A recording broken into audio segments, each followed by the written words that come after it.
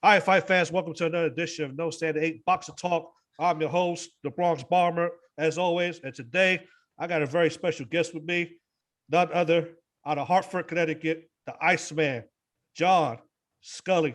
Champ, thank you for taking time out of your busy schedule. You're a super duper busy man, and I really appreciate you taking just a couple minutes to talk to me. How you doing? Thank you, man. I'm doing great. I appreciate you having me here. This is great. Yeah, where do you find yourself nowadays, Champ? Where you at? I'm in Montreal. I'm in training camp with Artur Beterbiev. He's fighting Marcus Brown in a few weeks, so we're getting ready. That's right. That's right. How's that camp going? Man, he's a beast. he's a beast. Yeah, he's a beast. So yeah, it's going well. Is the power everything everybody says it is? Man, it's see, I have a first account thing because all the guys who stay to spar, they're in the same apartment complex as I am. So I bring them all to the gym. So every day they're just telling me, either they're telling me or they're telling each other. Oh man, like one guy was like, man, he hit me the other day. I can't spar for like a week, man. I got, he messed my head up, he messed my neck up. And yeah, he's something, man. Guys, it's funny. This is the first time I've really been in camp with a guy where people don't want to be here. Like they want to go home. Like they're always talking about going home. Like they just can't wait till it's over. Oh my gosh. Well, listen, we are definitely going to talk about the fighters you train later on, but this interview is about you. We want to highlight you. And I wanted you to give us a little bit of background about your early life, where you're from, your parents, things like that. Not too long, but something about who you are before boxing came to be. Right. I grew up in Windsor, Connecticut, which is right next to Hartford, Connecticut. And, I grew up in a town of Windsor, Connecticut. It's probably, I think it was like 32,000 people in the town. I don't know if that's big or small, but that's how many people were there.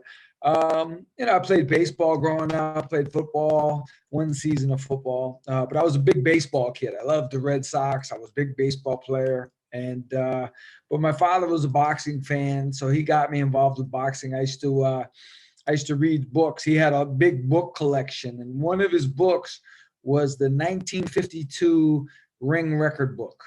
And so I would read this book every weekend when I would read everybody's record, so I knew all those names like Ray Robinson and Charlie Fusari and Carmen Basilio. I knew all the names, even the obscure guys. And eventually I started watching the fights with him. And, we watched Muhammad Ali and Jimmy Young, Muhammad Ali and Ken Norton, fights like that. And I just got involved with boxing, love for boxing from that. And, but like I said, I grew up in a town. We played baseball, we played football. Nothing earth-shattering happened in town, really. Basic, probably a average all-American boyhood, I guess. Good stuff. So what gravitated you to a boxing gym? I understand that you watch boxing and, did that stuff with your father. Right. A lot of people do that with their dads, but not many people make that transition to get into the gym. What was your epiphany? What made you at what age did you say? I tell you, right. Well, I'm gonna tell you, I think looking at it from an outsider's view, I think it's a funny story. I used to be with him on the weekends, but he was older. My father was older. He was like 40 something when they had me. So, and he was the type of guy, he was a working man since he was 18 years old. He grew up in the Depression. So he was not an active as far as like playing sports and things like that. So we didn't have that kind of relationship. He was older. He used to read the paper. That was his thing. He read the papers, and so I'd be alone, kind of on the weekends, because him and my mother were divorced. So I'd stay with him on the weekends. So I had to do a lot of things on my own. I was an extremely creative kid. Like I made up games and just with myself. And with the boxing, what I started doing is, because I'm grateful, because when I was a kid, so I was 9 years old when Rocky came out. So I came up in that era. Rocky was a big thing. So what I would do is to kill time on the weekends, I would amuse myself. I would get on his bed, and there was a big mirror on the wall. I would have, you remember, like there was fake Halloween blood. You remember when you're a kid and you had the fake Halloween blood? Okay. I would set a clock. I would have a notebook. I would fight 15 rounds on the bed. I would ring the bell, set the clock, and fight myself. I'd box with an imaginary guy for 3 minutes. I had a pair of gloves. And then I'd put water on my face to pretend it was sweat. I would put the Halloween blood on to pretend I was cut, and then when the fight was over, I would do post-fight interviews in the mirror, and just crazy stuff. And then I would do the scoring. I would score the rounds. And then I would I'd be like, and there was a guy, I don't know if you remember this guy. He did the Sugar Ray Leonard, Marvin Hagler fight, Chuck Hull. He was a great announcer. And he had a really distinct way of scoring, reading the scores. And he would go like 147, 145. So he would really accentuate the one. So I'd be in the mirror like, and the winner, 146, 144. And I would, usually I'd win, and I'd do the post-fight interview. So my father saw me doing this every weekend for like months and months and months. And he brought me to a gym. The reason I wanted to go to a gym, no lie, I wanted to go to the gym because instead of boxing with myself, I figure I'll box with real people. I'll just pretend I'm Muhammad Ali with real people. That's right. And so that's why I went. And I loved it from the first day. And that was March of 1982. So I was 14 and basically been there ever since. Man, that's a great story, man. And, and what a way to get introduced to boxing. You were shadow boxing before you even knew what shadow boxing was. Right. Oh, 100%. 100%. So how important and how impactful was your amateur career to you? Because you do a lot of work with the amateurs, you go to reunions and you do a bunch of stuff. How important was that time in your life? Oh, the best time of my life, honestly, like best time of my life. Amateur boxing. It's a funny thing. I never really wanted to go pro. I never really looked at a pro career. The only reason I really gravitated towards it is because all the guys I came up with in the amateurs turned pro. Roy Jones, William Guthrie, Riddick Bowe, all these guys.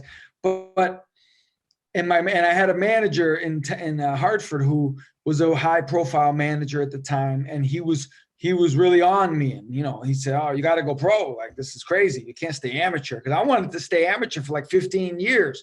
I had a dream of winning our Golden Gloves. I won our Golden Gloves 4 years in a row. I had a dream of winning it like 15 times. I wanted to be like the 15-time Golden Glove champion. But as an amateur, I did well enough. I beat some of the best amateurs in the world, number 1, number 2 ranked. So it was just a natural progression, and I went pro. But amateur for me was way more fun. I was more into the amateurs.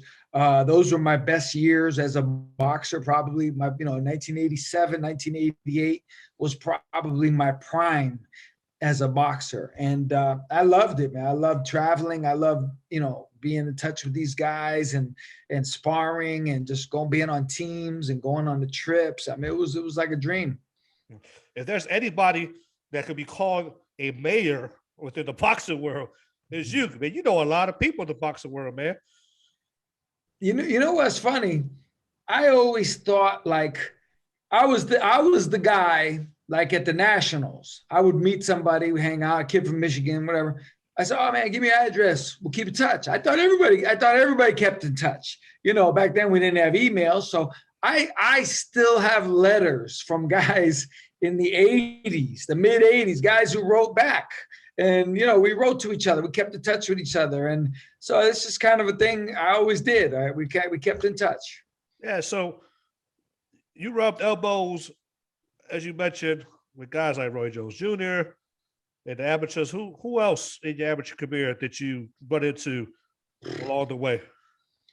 Riddick Bowe, Ray Mercer, Tommy Morrison, Michael Carbajal, Kelsey Banks, Frankie Lyles, William Guthrie, man, I mean, everybody. Who were some of the Mark Breland, I'm pretty sure, and all those guys.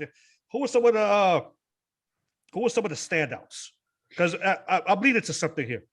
From my era, the one guy who, and there was a lot of great guys, but the one guy, if you said to me, okay, you're amateur, about to go pro, everybody's going pro.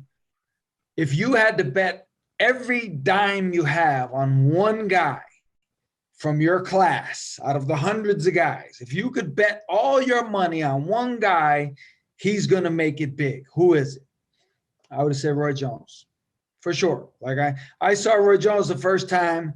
I went right to the phone. I was in Knoxville, Tennessee, and I called my father. I said, Dad, I just saw this kid from Florida. You're not going to believe him. You're going to hear about this guy. Well, I didn't even know his name, I don't think, at the time. I was just like the kid from Florida. Yeah, Roy was a given. There was a lot of great fighters, but Roy was one to me who it was very obvious what we were dealing with at that time. Yeah. Explain to the boxing community, explain to the fans, what does that mean? Because there's a term that's been thrown around a lot. It's become very popular, and it's called there's levels to this, right? Right. But there's always, while like you mentioned, everybody's great, but there's always those one or two or three in every generation that just they are levels above. Y'all all do the same thing. Y'all all throw a jab. You've all been taught how to throw a jab. You've all been taught how to throw a straight right. You know how all been. But what is that thing? If you could put it into words, what's that thing that separates a guy like Roy Jones Jr., a guy like Sugar Ray Leonard? The it factor. What is that? The it factor, like they say, my father always said, he said, there's entertainers and singers, say, for example, singers. They can sing. They're great. They have great voices. He said, but only certain guys can play the big room. You know, you go to a hotel, you have a little ballroom and you got the big theater. Some guys play the ballroom. Some guys play the theater. Frank Sinatra plays the theater. That's right. Elvis Presley plays the theater. Michael Jackson plays the theater. That's right. Some guys have that extra. You know, all these guys can sing, they can dance, you know, where they look good, whatever, but they don't have that extra. Roy Jones, very apparent, obvious to me, he had the extra. And again, like in that era, you had guys, good fighters. I mean, when you talk about good amateur and professionals, like Frankie Lyles, Timmy Littles, I mean, these guys could fight with anyone. You know what I mean? They could fight with anyone. But Roy Jones he had something extra. He had a pizzazz about him. He had that it factor. It's hard to even think of a word to illustrate it, but Sugar Ray Leonard had it. You know, certain guys have it, and he had it. That's right. And, it's, people ask me all the time what I mean by that. And it's hard to put it to words. Some guys got it. It's just some guys don't. It doesn't mean that other guys are terrible at what they do. Oh, no, they're great. You know, it's almost like this. It's a compliment to all the guys. That's right. If Roy Jones wasn't alive during that era, everybody else was so good that era would have been amazing because they would have all been fighting each other and it would have been crazy. But Roy was so much better than the average guy. Like two guys would fight each other in a great fight. All right, the winner gets to fight Roy Jones. And these guys would have a battle and they would bang it out. It was a fight of the year. And then Roy would beat him 12 rounds out of 12. Beat the winner 12 out of 12. So he had a little extra. He had something special. Some guys have a special to them. And he was one of those guys. And so you mentioned you didn't want to go pro, but nevertheless you did. You ended up with correct me if I'm wrong, because sometimes these stats on the internet are not, it's correct. You were 38 wins with 11 losses and 21 KOs. Right. Not a bad KO record. That means you had a little pop to your punch.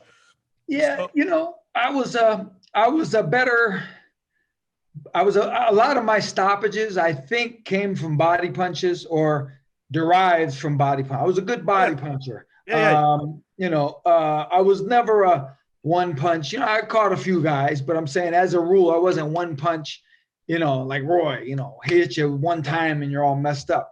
You know, but I like I said, I didn't, pro wasn't my goal, but it just kind of evolved because all these guys I was beating, they all were going pro, and some of them were doing good. And I'm like, man, you know, I guess I could do pretty good. And so I turned pro, and you know, I have like a love-hate relationship with the pros, to be honest with you, because it wasn't fun like amateurs was. Like amateur, I was at a high level, but I was still having fun. Like it was a fun, you know, you weren't fighting for money. You were fighting for the glory. You know, none of us could fight for money because there was no money involved. But when we turn pro, it's such a different game. You realize how much money is actually the main factor, the motivating factor for everything. And, you know, I didn't really like it. I didn't really like the business of boxing. So, you know, I did pretty good. I had a good career, beat some good fighters, fought some great fighters. And, you know, I'm happy. Ultimately, I'm happy with the way things turned out, you know. Yeah, listen, you know, had nothing to be, you know, sad about. You had a good pro career. Yeah. You were on TV. You were a contender. You fought for a world title twice. Yeah. The first shot was against Michael Nunn. You know, with many will argue that you won that fight and that you were robbed. What's your take on it? What does Iceman say? You know, when it was going on, when it was happening, I knew I was doing well, and I was landing good shots. I could feel myself landing good shots. And the ultimate thing that people don't realize, like when you watch a fight and you see me, like me, for example, in that fight, I have a good defense. My hands are up. Some people thought like he was killing me because he's throwing so many punches, but I knew I was blocking the vast majority of the shots. I was either slipping or blocking them. So me personally, I felt very comfortable in the fight. When it was over and I was there waiting for them to announce the decision, I was taking everything into consideration on who he is. And, you know, he's Bob Arum's fighter and it's Bob Arum's show. And he's Michael Nunn. He's a superstar. You know, we're fighting in Connecticut. So, and I fought a good fight. And so I didn't know how the fight was going to go. And I wouldn't have been surprised at any avenue. However it went, I wasn't going to be surprised because I think it was a fight where it would depend on what you're looking for. If you're looking for my style and you know that style and what I'm doing in the body punching, which I don't think I got credit for, you could give it to me. If you like the volume and the speed and the pizzazz, you could see it for him. So if it was a draw, I would have been extremely happy. A lot of people thought I won, and I honestly can see that because I've never scored the fight, but I do know that going into I believe it was the 9th round, I believe Al Bernstein had it even. And the thing for me is the last couple rounds is indicative of the scoring, you know, universally. Like some people were like, oh, yeah, I outboxed you. And I said, no, man, in the last 2 rounds, I was aggressive. I was coming forward. I was trying to make the fight. I was trying to make it happen. And I felt like he was punching well, but he was punching because I was forcing him to. I was forcing him to punch me off of him as opposed to him trying to beat me up. So forcing the fight. Right. And so under those ideas, I certainly could have got the fight, but in hindsight, you know, he's Michael Nunn, great fighter.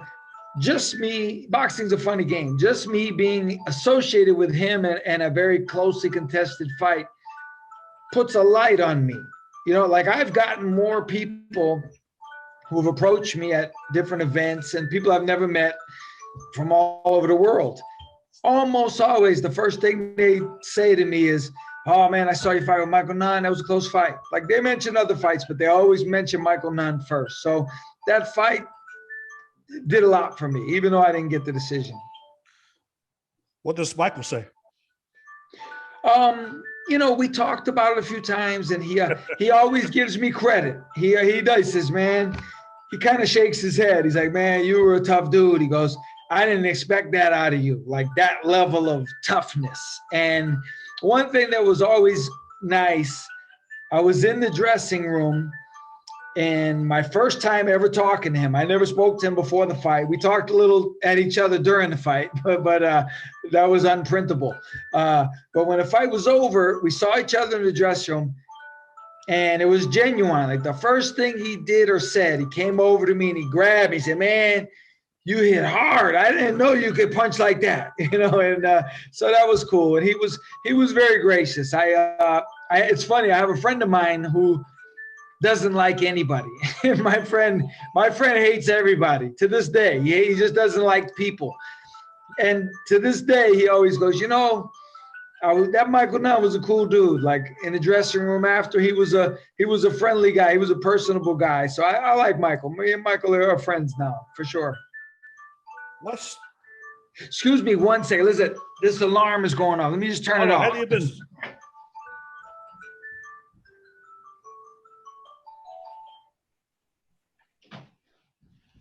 All right, I'm back. Oh, you good, man? I said, man, the ice cream man, that dude's persistent. He don't want to leave. Hey, so I was going to ask you, obviously, a preparation for a fight. Like, first of all, what did it feel like when you got the call to fight for the world championship? What's that? What does that feel like? I mean, because you're fighting, and obviously the goal is to become a world champion. But then, boom, the phone call happens. What happens to your psyche? What happens to your emotions? Right. It was surreal, because when I was a kid, I was always watching world championship boxing. Like, I saw Mancini and Arguello, Pryor and Arguello, Leonard Hearns, Leonard Duran. I watched all these championship fights. So, I'm always wondering, like, man, what do these guys do to prepare for world championship? Like, and I always thought, like, if you go into a world championship fight, like it's all or nothing. It's just the most unbelievable thing. And so when I got the call, I'm just like, man, I'm like all these guys I saw on TV. Like, kids are going to be watching me on TV the same way I was watching those guys. So it was kind of surreal. It was kind of weird in a way. How different is it watching a guy like Michael Nunn to get preparation? How different is it being in the ring with somebody like that, of that caliber? I'll tell you what, the mind is an amazing thing. And probably when I was younger, and even as a pro, if you would have asked me, man, what would it be like to fight Michael Nunn? I probably couldn't even picture it or wrap my head around it. You know what I mean? Because I was a fan of Michael Nunn, and I'm looking at him on the cover of magazines, and I'm like, oh, this is Michael Nunn. And if I see him, I'm going to ask him for an autograph. Like that's Michael Nunn. So, but when you get a call to fight someone at that level, now he becomes a different person, and so you don't see him the same. I don't see him like I used to. I see him as a different level. And, and I've got to put myself on that level, so it's like a part of me. I'll give you an example. We were in a clinch at one point, and, we're talking back and forth a little, and he's saying stuff and I'm saying stuff. And then he called me a mother effer. Right. And part of me was like, man, it's kind of crazy. Like, Michael Nunn, I used to watch this guy on TV. He just called me a mother effer. Like, I thought it was cool. I'm like, oh, this is crazy. And then, but then the other part of me is like, oh, okay, watch this. And then, so we're going at it. And so it was, I have a crazy mind, like when you'd be amazed at what fighters think about during fights. Yeah. And so when I'm fighting him, on 1 minute I'm saying, because he always had, I don't know if you remember, but he always had that face he used to make where he'd get on the ropes and he looked really smug. Like he would try to make you look like you weren't doing anything to him. And he did it to me. He did it to Iran Barkley. He did it to everybody. And I can see him. I'm looking up at him and I'm like, I'm like, I want to break his nose so bad. Like, I want to just smash this guy's face, and I'm trying to kill him. But then when things settle down and we're at a distance and I'm going, man, like, this is Michael Nunn. Man, I remember when I saw him fight Alex Ramos on ESPN. I remember where I was. I was in my friend's basement next to the pool table watching the fight. So I remember, details like that. So during the course of the fight, my mind was fluctuating. It was switching back and forth between the past and the current. And I had to keep reminding myself, like, this guy's got to die. we got to kill this guy. You know what I mean? That's good stuff. So, all right, you finish up, you wrap up your boxing career, Right. and then you transition into coaching. You work with kids. You train amateur fighters at Cobra, right? Back then, it was a place called the San Juan Center in Hartford, Connecticut. Center. And then now that's fact. That's actually where we met. We met at the Christy Martin Favor tournament here. So you do a lot of work with the kids. Plus, you train pro fighters. What gravitated you to become a trainer? Well, here's a funny thing. I think you're gonna like this. I was training fighters when I was 18 years old. I was training kids in the Stowe Village gym, working with them, while I was still amateur, before I even went to the nationals or the Olympic trials or anything. So when I was fighting pro, I was training amateurs. I had a 4-man team. I had four kids, Sammy, Dwayne, Greg, and Orlando. We called ourselves the 5-Star Bomb Squad. It was the 5 of us, and we had shirts made, and, we traveled everywhere. And as a matter of fact, I always tell people it's a funny thing. I fought Michael Nunn in December of 1995. Now I'm in the hotel at Foxwoods for a couple of weeks, and I've got the food and beautiful hotel room, and it's a nice, beautiful spot. And then 2 weeks later, I was sleeping on the floor of a motel in Lake Placid, New York, at the regional junior Olympic tournament. I had some kids fighting up there. So, I've been at every end. So I was training boxers the whole time I was fighting as a pro. So transitioning to being a full-time trainer was literally nothing. It was just, nothing about my life changed. I just kept doing what I had been doing anyway. How so you do both amateur, you do both pro. Right. And of all the three, your amateur career, your pro career as a fighter, and now as a trainer, which was the most fulfilling to you? Well, for all of them, an aspect of all four, my amateur and pro career and my amateur and pro training career, different aspects. All of them have great. I'll give you an example. I had a kid, one of the first kids I ever really trained, and Dwayne was actually the first kid, Dwayne Hairston. He was 4 years old when I started training him in the late 80s. He used to go to my house, and he was a little kid, like a little kid. And we used to box. I used to get on my knees and box with him in the basement. He grew up in the projects, poor kid. And he liked Mickey Mouse. He loved Mickey Mouse. And so I always used to tell him, I said, someday I'm going to get you to see Mickey Mouse. You're going to meet Mickey Mouse one day. And 1998, we made it to the National PAL tournament in Disneyland, Disney World, Florida. And I got him down there, and he was a beast. He was 85 pounds, a killer at 85 pounds.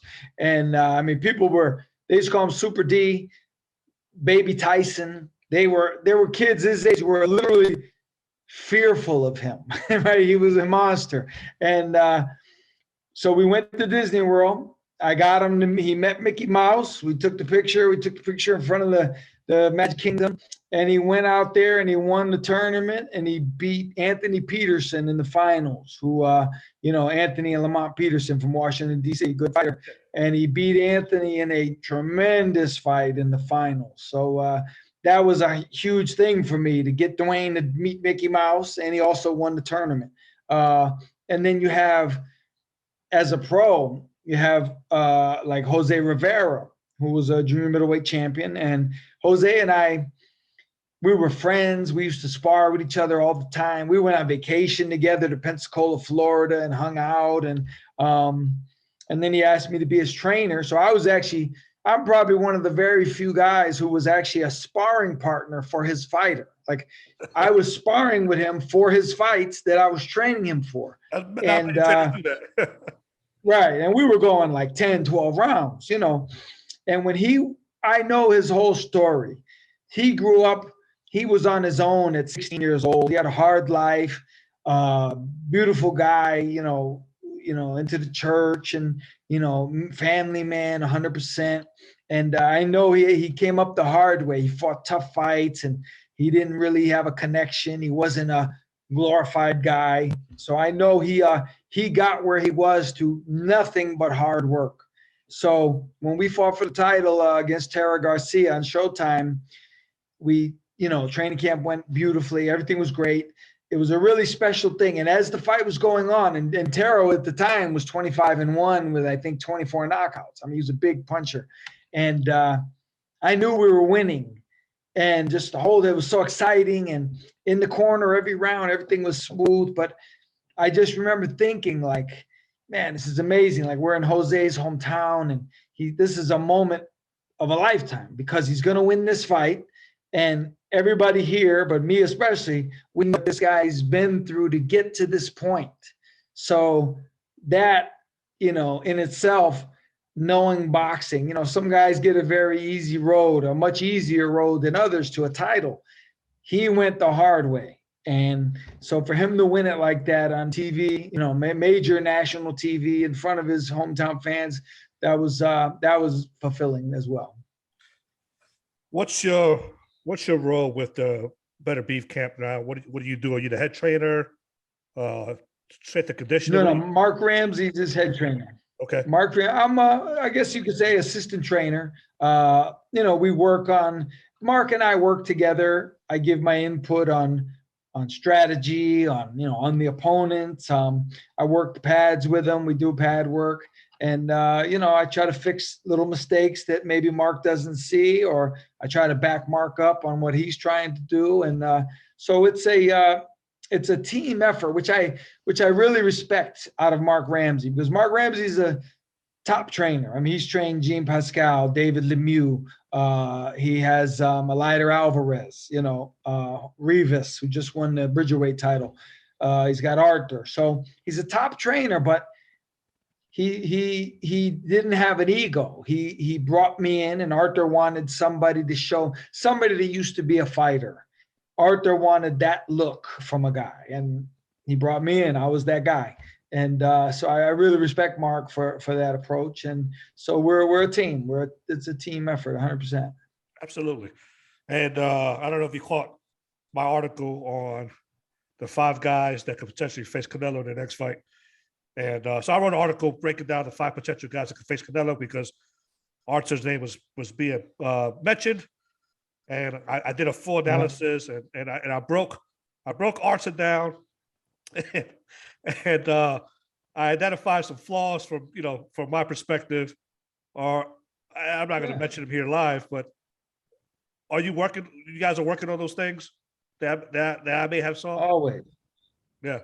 Always. Well, let me tell you a funny thing, and I've talked about this with other people. Like when I was a kid coming up, I assumed that when they say training camp, I thought it meant an actual camp, like Muhammad Ali had at Deer Lake. That's right. I thought every day, every second of every day was, just breaking down the fight and working on technique, And as a pro, as a fighter, as a trainer, as everything, I've been to a lot of camps, and I was amazed. You'd probably be amazed at how many training camps are basically just guys sparring and getting ready for a fight. They don't really teach anything. They don't work on anything. They just kind of work out.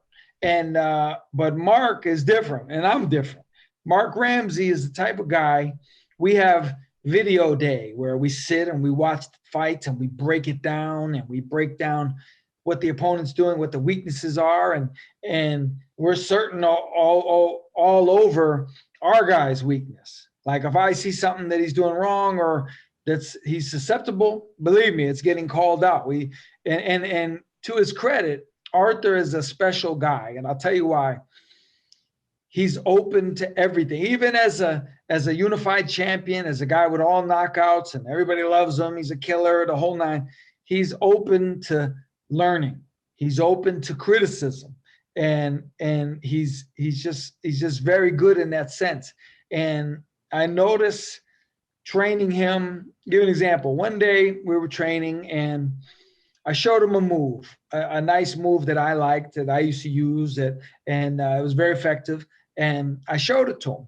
And literally, like a half an hour later, when he's getting ready to leave, I see him over in the corner, and he's working on that move by himself. Like he's literally practicing it. And you don't see guys like practice basic moves, but he was working on it. And then a couple of days later, it's kind of funny. He sparred this guy, and he hurt this guy 3 or 4 times in one round with the move. And the guy was like, not really mad, but he was like annoyed. And he's like, man, what's going on? What is this? Where'd this come from? And then Arthur's like, oh, John showed me that, and he showed me that move.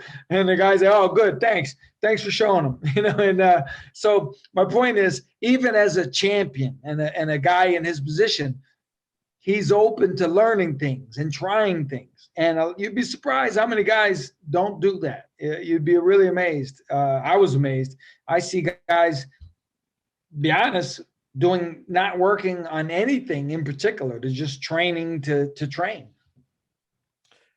You are an overall, anybody that meets you, you're an overall good guy. You're willing to have a conversation. But one thing I like about you is that there's a little term going around now called giving people their flowers while they're here.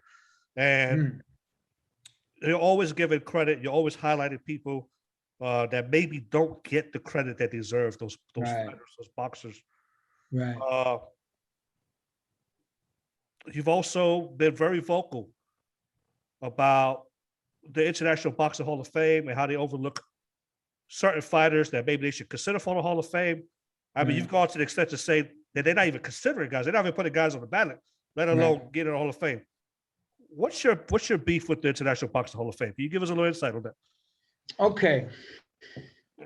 Marlon Starling from Hartford, a guy I've sparred with many times.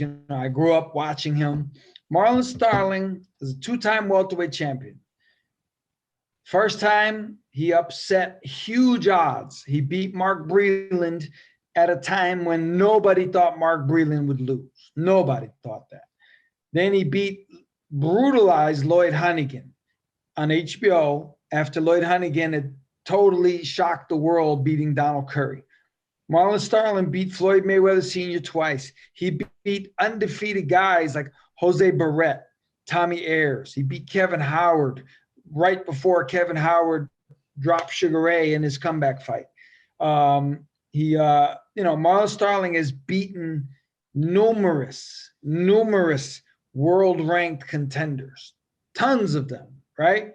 2-time welterweight champion of the world, moved up and fought Michael Nunn to a majority decision as a welterweight, as a 5'8" welterweight.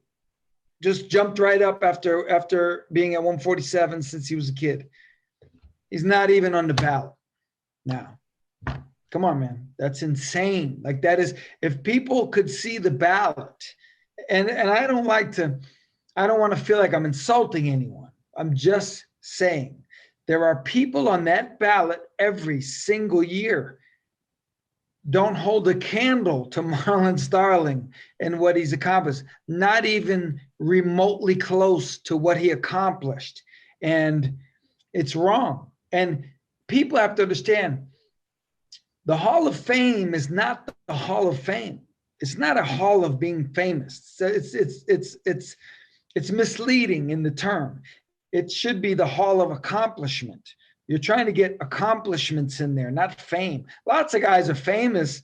Adrian Broner is famous, but I don't care if he won 100 titles. And look, he's a talented fighter. He had a good run for a while there, but he's not Hall of Fame. But under many people's eyes, he would be Hall of Fame level. It's not right. Adrian Broner's career does not hold a candle to Marlon Starling, not even remotely close. I don't care about fame. He's more famous than Marlon. People know who he is way more than Marlon, but half the stuff is because he's insulting people in a mall somewhere and somebody films it. You know what I mean? That's how he's famous. But you cannot compare Adrian Broner to Marlon Starling. It's not even remotely close. But you have people in this era who are on the board at the Hall of Fame who will tell you Adrian Broner is a 4-time champion, 4 divisions, and he's way better than Marlon Starling. And that just tells me that they have no idea what they're talking about. And the Hall of Fame in that regard is at a joke level, you know, and I hate to say it because I love the Hall of Fame. I go every year. I hang out. I have so many friends that meet there every year. The Hall of Fame is a special weekend. But to not have people like Marlon Starling in there is criminal. It is literally a criminal act against boxing that he is not in there. Yeah, I had the same conversation with John Molina, Yeah.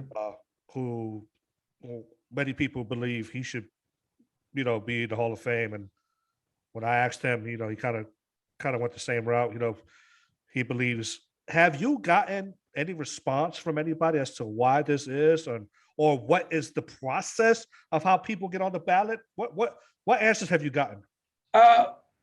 One thing, and both of these reasons are nonsense. So someone told me that the president of the Hall of Fame is kind of in charge of making the ballot. I don't know. Like a lot of guys tell me, oh, we don't have anything to do with who's on the ballot. We just have to do with who we choose from the ballot.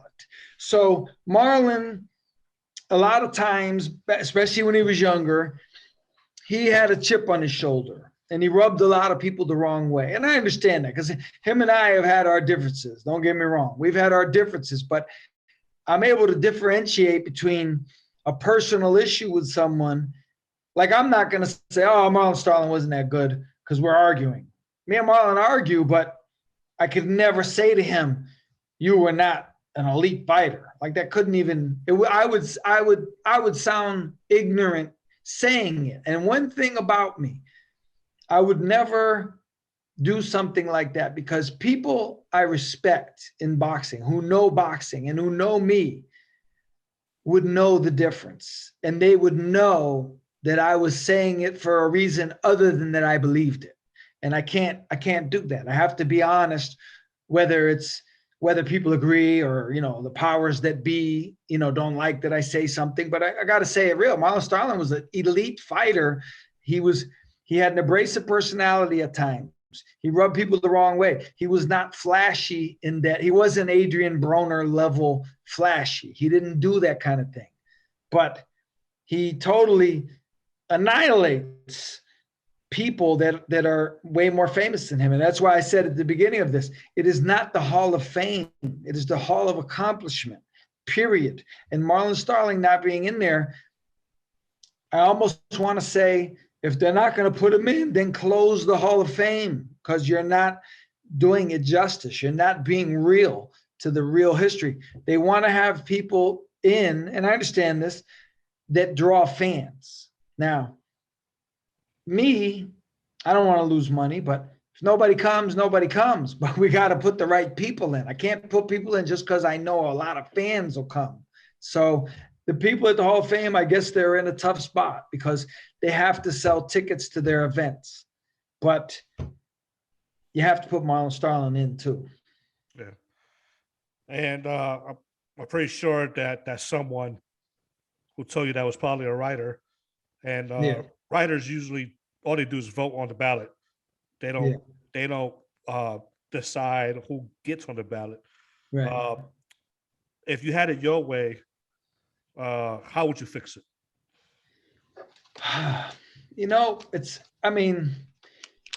seems like I would assume they should have a committee, maybe a 5-man committee, and 5, you know, reputable people from different walks of life within the game. You know, you have a historian, you have a trainer, you have a fighter, you have these different people and get together and collectively put their opinions in, and you go from there.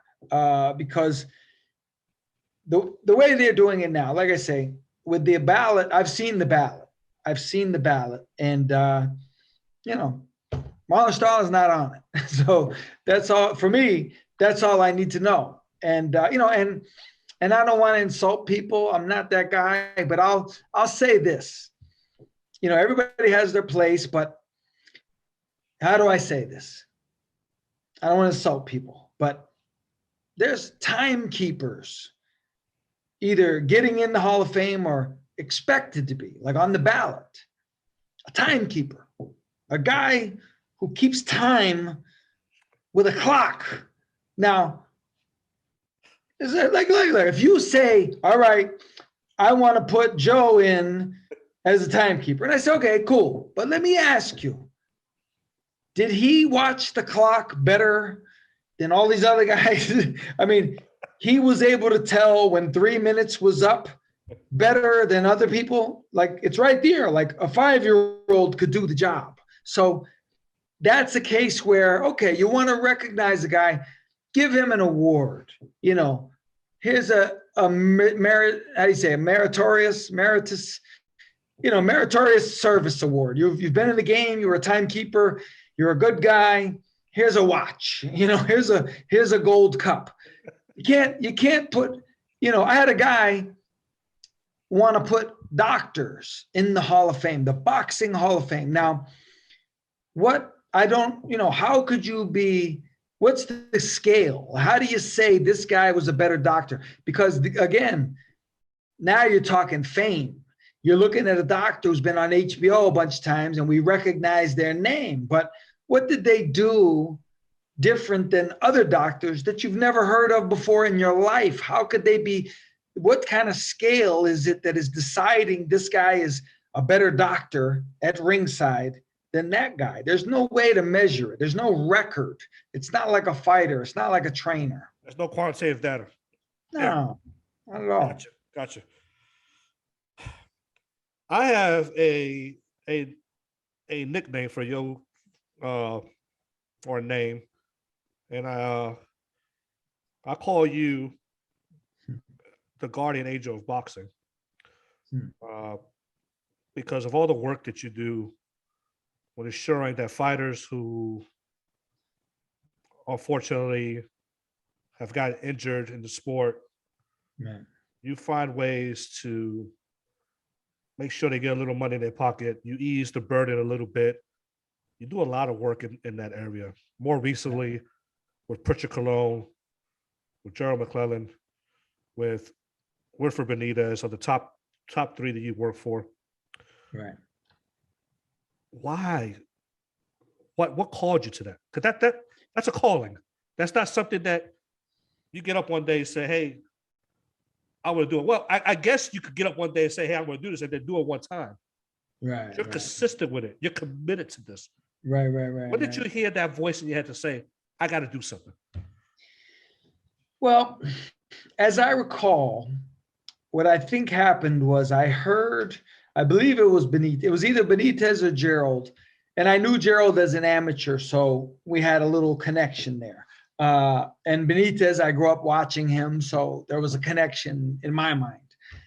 I think, if I recall correctly, somebody told me, Gerald needs money for, he's in bad shape and, he needs some money. So I said, you know what I could do? I have maybe it was a signed glove or a poster. And I said, man, I'll sell it. And I know somebody will pay a couple $100 for it, whatever, and I'd send the money to him and help him out. So I did that. And I noticed people started being, wow, that's pretty cool. You got anything else? And I'm like, man, I got a whole bunch of stuff I could sell. And then I realized, I know a lot of people. I know a lot of fighters. I know a lot of industry people, and I have access to them, and I could get them to sign things. And so I believe it was either a poster or a picture of a fighter. And I said, man, I'm going to see this guy in a couple of weeks. I could have him sign this magazine. And there's no doubt in my mind somebody would buy it. And it didn't cost me anything. I'll just send the money to Wilfred. So I did that, and I did that, and I sold another one. And next thing I know, I'm selling a signed belt for $1,900. This woman who I had met, and she paid $1,900 for a signed belt. And I remember we split that money. At the time, I was just helping Gerald and Wilfred, so we had split the money at that time between those two.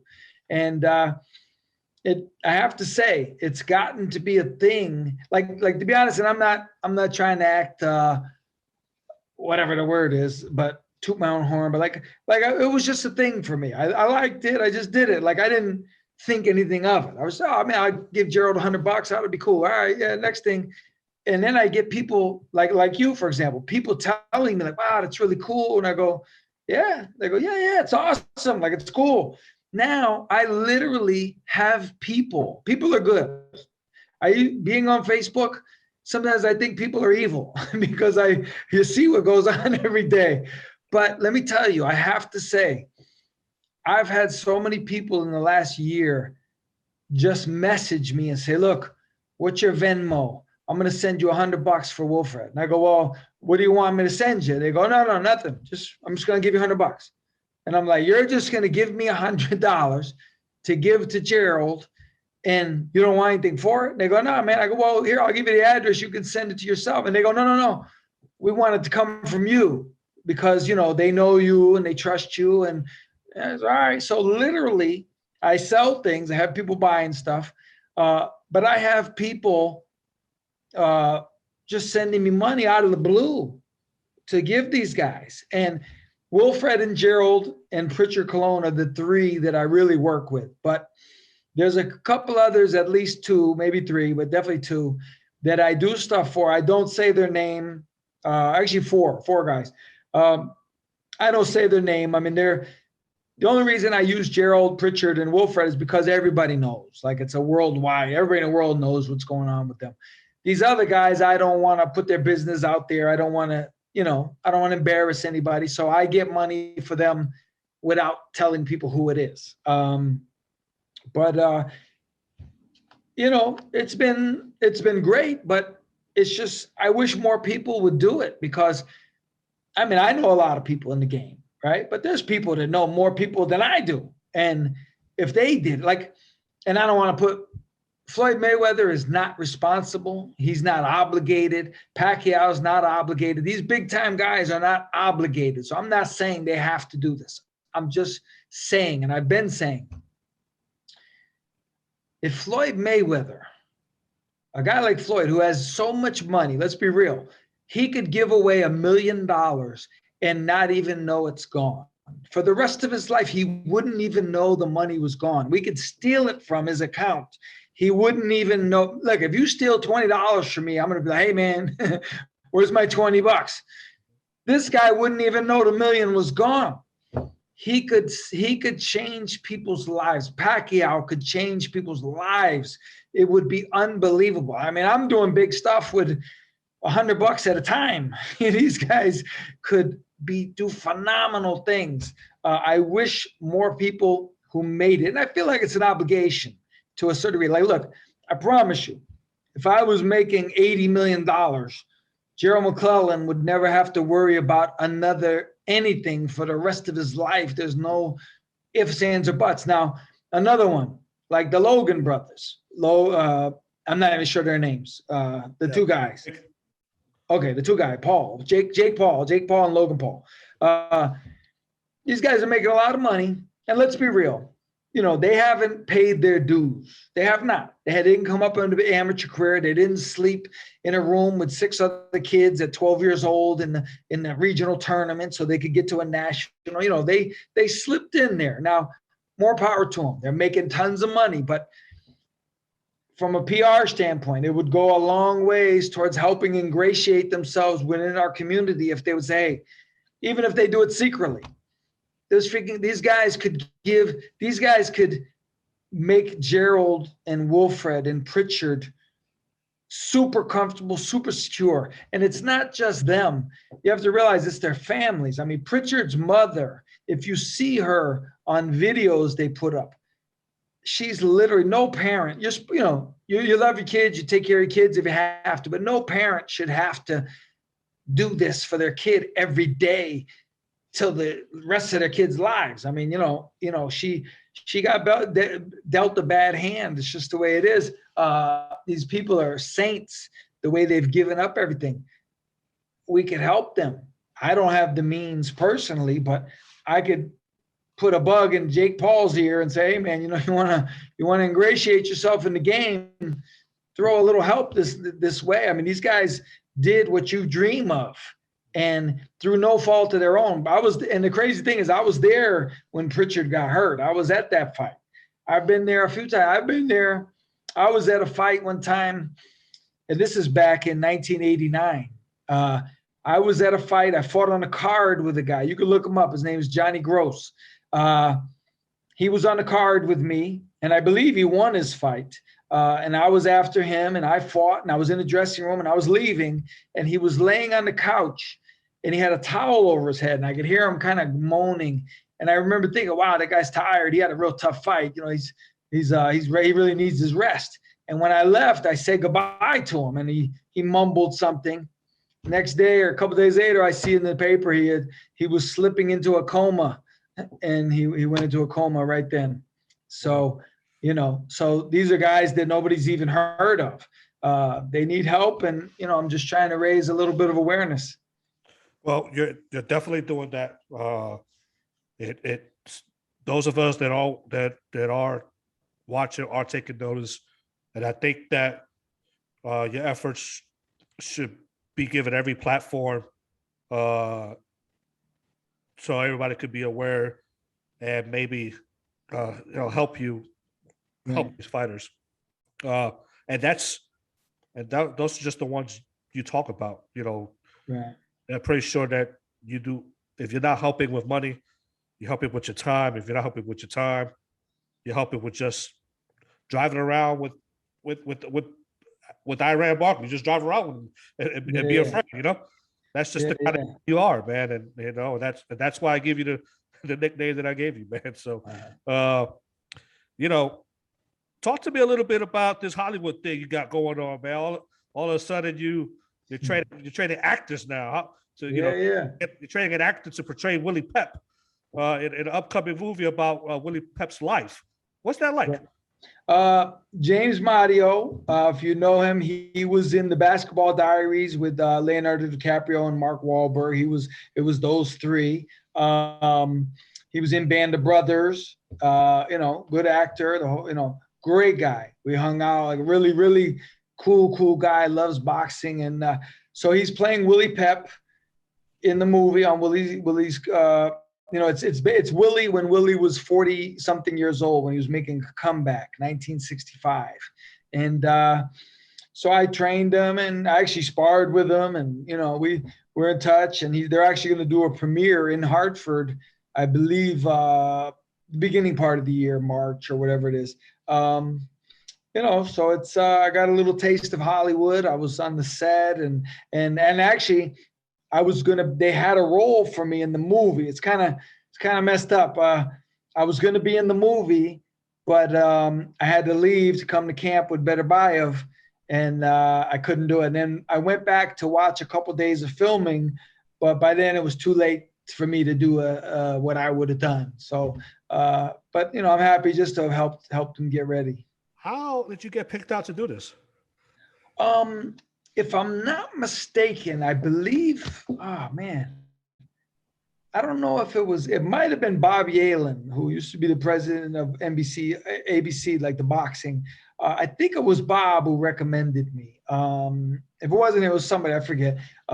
Somebody recommended me. They needed someone local in Hartford, because they filmed in Hartford. They actually filmed right in Willie's old neighborhood where Willie grew up and everything. And so I was the guy. Willie is probably, a lot of pundits say, probably the greatest defensive fighter of all time. Right. Did you prepare your fighter to be a fighter, or did you prepare him to be Willie Pep? I prepared him to be Willie Pep. I didn't have to teach him how to fight. You did your research on Willie, and then Well, I knew Willie. I knew Willie. Willie's actually the first fighter I ever met as a kid. Gotcha. I was actually a pallbearer at his funeral, believe it or not, 2006. So I knew Willie, and I knew his style, and so yeah, I just had to. I didn't have to teach James how to fight. I just had to teach him how to be Willie, and with the moves and the stance and different things like that. So it was a very specific training routine that we did. But like I said, I sparred with him. I wanted him to get a taste of what it was like to be in a real ring, to really get hit a little bit and to feel that fatigue. And he's a great sport. I have nothing but great things to say about James. All right, we're coming to the end of our interview. I mean, you're the kind of fighter that, man, we could talk 2-3 hours easy because of your life and your experience and who you are. But we're gonna do some quick rapid fire questions. Yeah. And then we'll wrap it up. Okay, here we go. Hardest puncher you've ever faced with the pros? Lamar Parks. Well, as an amateur, and we sparred as pro. I fought him twice as an amateur, sparred as pros. Lamar Kidfire Parks. If you remember him, he was middleweight contender, number one by the WBC. I remember thinking he had bricks or little mini bowling balls in his glove. Superpower. Roy Jones would be number 2. Fastest fighter you ever faced? Roy Jones. 100%. Footwork. Roy Jones, James Toney. Best defense? Marlon Starling. And Roy Jones had a defense where he was elusive. James Toney had a defense where he was slick. It's a little bit of a difference. But Marlon Starling was a master. Marlon Starling didn't need anything but his hands up, and he could make you miss and pick punches off. I learned a lot from Marlon Starling. Funniest sparring story? Funniest sparring story. I had a guy, not me, but we had a guy sparring with Artur Beterbiev. And every day he's talking about how hard Artur hits. And he was a good fighter, very good fighter. Elite amateur, good pro. I've been in with a lot of top guys. And every day he's telling me how hard Artur punches. And one day, I guess he just couldn't take it anymore. And he gets hit with a shot and he steps back and he puts his hands down and he screams and he goes, "This can't be good for me." And that was it. The next day he went home. That's actually really funny. All right, champ, last question. If you had one fight to do all over again, from camp to the night of the fight, what fight would that be? Easily. When I fought Drake Dadsey, the worst night of my life, and I couldn't even begin here. I'm going to put it in my book.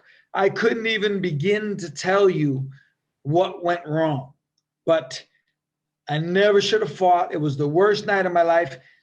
It just was horrible. And just if I could go back and I wanted to not fight. Even like a couple hours before the fight, I was in the hotel room and I was thinking, I'm just going to go home. I'm not fighting. I'm going to go home. This is crazy. But I was by myself. I had nobody to talk to.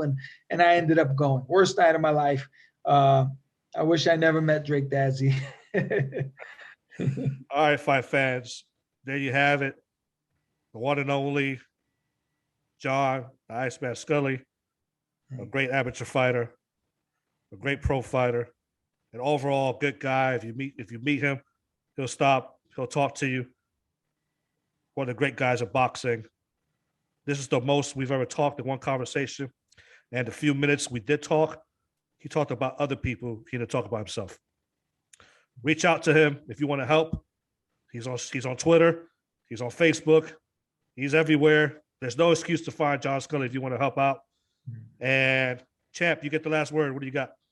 Listen, I appreciate you, man. Appreciate your words. It really it inspires me to keep going and try to help these guys even more. I know people are watching, and I appreciate it. Thank you.